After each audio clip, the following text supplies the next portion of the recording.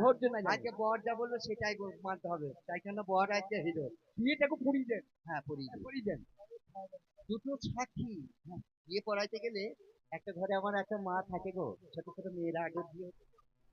তো ওই মেয়েদের বিয়ে হতো, মেয়েরা ভয় করবে বলে সঙ্গে সঙ্গে দাদি নানিরা থাকতো। কিন্তু ছোট মেয়ে তো ভয় করতো, তো দাদি নানিরা বসে থাকতো, আবার সাক্ষী দিয়ে বলতো এই এত দেলমোহর এত টাকা এমক গ্রামের এমক ছেলে তোমাকে বিয়ে করতে রাজি আছে, তুমি কি রাজি আছো? বাহ! তো সে মেয়েটার কর্তব্য শুধু হো দেওয়া। এবার মেয়েরা ছোট মেয়ে তো ভয় করে, তো সে যদি হো না দিতে দাদি নানি যদি শুরু করে দিয়ে দেয় হুম, তাহলে তো এই তো যারা ওই জেনে আনতে গেছে সাক্ষী তার বলে হ্যাঁ হুঁ শুনেছো। হ্যাঁ হ্যাঁ হ্যাঁ শুনেছি বাপ। এবার মেয়েটা দিয়েছে না দাদি নানি দিয়েছে, সেটা তো দেখলো না, দেখলো না। ওরা শুধু হুঁটাই শুনেছে। তা যদি দাদি নানির হুঁয়ে বিয়েটা যদি হয়, সারা জনম ক্যাটা ছিঁড়াছিড়ি করতে করতে ওই না দিনে যাবে ভাই গো।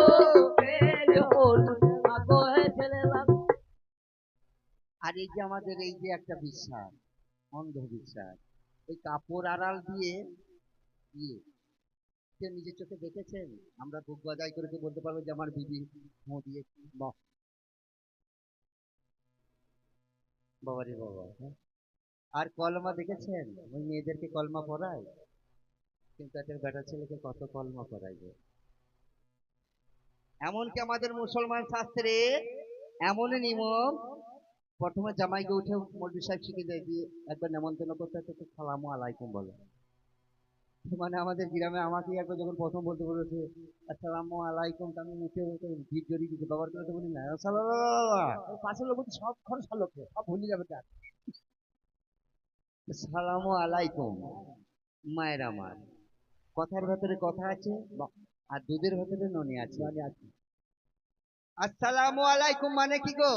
আল্লাহর রহমত আপনার উপরে বর্ষিত হোক।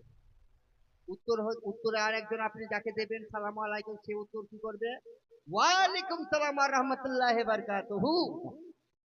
সে বলছে আল্লাহর রহমত তোমার উপর বর্ষিত হোক। তা ভাইরা আমার মায়েরা আমার, ওই রাস্তা বাজারে গিয়ে একটা বিড়ি চাইলে পাই না, না, তো সে ভাই আমার রাস্তাঘাটে দেখা হলে সালাম আলাইকুম। তো ওই সালাম আলাইকুম বলতো, আল্লাহ বলতো সালাম আলাইকুম যাকে দিবে 10টা করে টাকা দিবে, বন্ধ হয়ে যেত।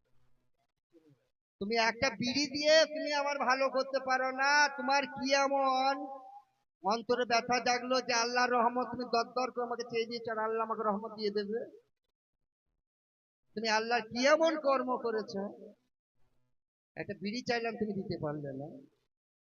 তো যার কথা সে না বললেও হবে না, মুখে মুখে বলাই হবে। ওই আমি বলি জানাই গো ওরে দুটো সাক্ষী নয়ে আমার, দুটো সাক্ষী বিয়েটা পড়া যেমন সেরকম মিচে মিচে গেছে, একটা ঘরকে সাজিয়ে রেখেছেন।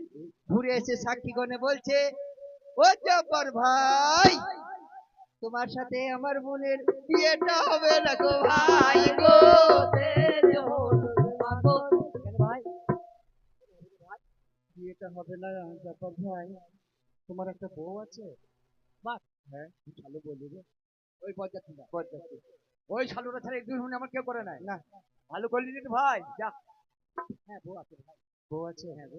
আমার বোন বলেছে আমি বাচ্চার মেয়ে, হ্যাঁ আমার বাপের এতগুলো রাজ্য, তো আমি ওই সতীনের ওপর ভাত খাবো না।